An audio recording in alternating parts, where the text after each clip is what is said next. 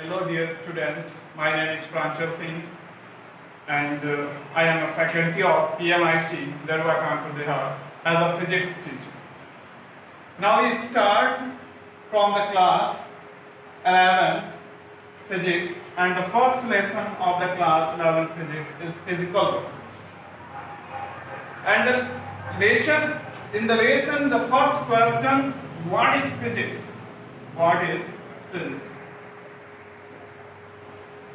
My dear student, physics word is generated with the word physis and its mean nature.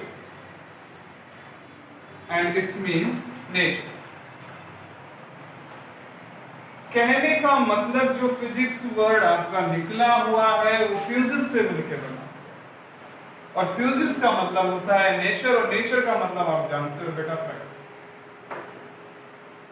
Now, the definition of physics. तो आप heading आके लिखेंगे physics is the science in which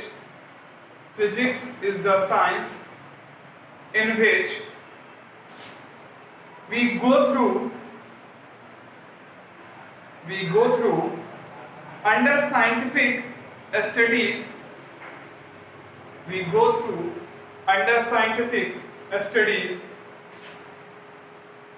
of nature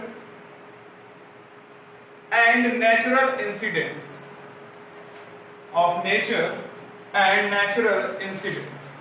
कहने का मतलब nature और natural incidents मतलब nature प्रकृति और प्राकृतिक घटनाओं के बारे में जो आप रीड करेंगे वो किसके अंतर्गत आएगा, आपके फिजिक्स के अंतर्गत आने वाला है. तो आपने देख लिया कि when we studies about the nature and natural incident, we can call it's the branch of science and which is called physics.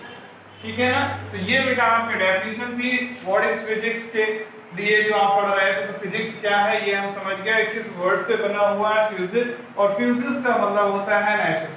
And second है आपका जो मोस्ट इंपॉर्टेंट थिंग्स है, आप हेडिंग डालेंगे मैटर,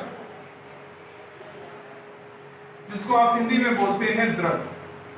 द्रव नहीं बोलेंगे, द्रव बोलेंगे. तो पहले तो इसको पर्टिकुलर तरीके से सिंपल से मेथड से आप समझिए what is matter. It has three state, solid, liquid and gas. और अगर बेटा हम विचार करें, when we consider that everything in the earth we find in three states: solid, liquid, gas. कोई भी वस्तु हमको प्रकृति में मिल रही है तो वो तीन ही अवस्थाओं में मिल रही है, या तो वो सॉलिड है, या तो वो लिक्विड है, या तो वो गैस है. और ये किसकी अवस्था है? मैटर. मतलब कह सकते हैं कि मैटर को आप तीन स्टेट्स में डिवाइड कर सकते हैं: solid states, liquid states and gas states. But what is matter? It has mass and covered the place. Simple सी definition है, a body which has its own mass and covered the place we can call matter. कहने का मतलब है बेटा ऐसा पदार्थ जो स्थान घेरता है और जिसमें द्रव्यमान होता है उसको हम द्रव्य कहते हैं.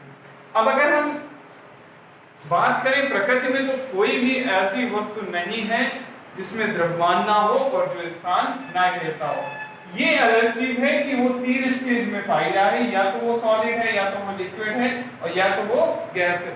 और कभी कभी ये चेंजेस आते हैं कि सॉलिड से आप लिक्विड में कन्वर्ट कर देते हैं, लिक्विड से गैस में कन्वर्ट कर देते हैं, गैस से फिर लिक्विड में ले आते हैं. तो ये तो ट्रांसफॉर्मेशन हो गया. बट जो रियल डेफिनेशन है मैटर की तो आप सिंपली आप कर सकते हैं it has mass and covered the place. तो आप डेफिनेशन लिख लीजिए. Such each particle of object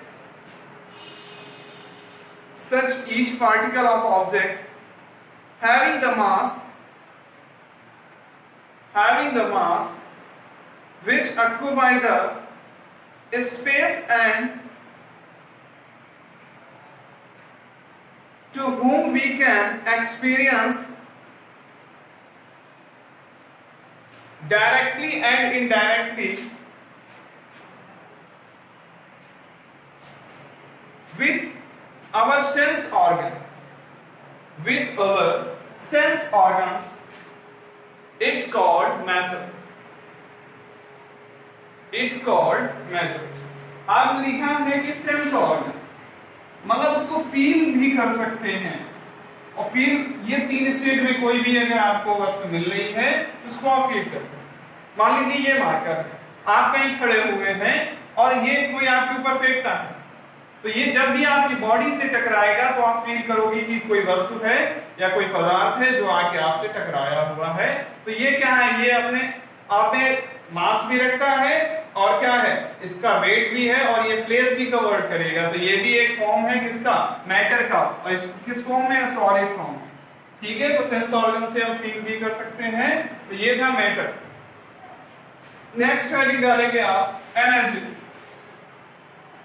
most important factor of human energy। without energy we can not do anything, okay। then first we can read and write about the energy। so write down the ability to work of an object is called energy। definition लिखिए, the ability to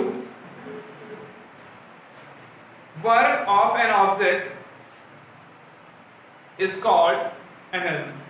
simple सा एक format है कि जब आपको work करना है then you need energy, you need energy। without energy you have zero work, without energy you have zero work। if you want to work you can need energy, so we can say that, and we can read the Einstein theory is equal to mc square। यहां पे अगर बेटा बात करेंगे तो c जो होता है तो वेलोसिटी ऑफ लाइट होता है, वेलोसिटी ऑफ लाइट होता है। m होता है mass of the body, mass of the body, और e होता है आपका m।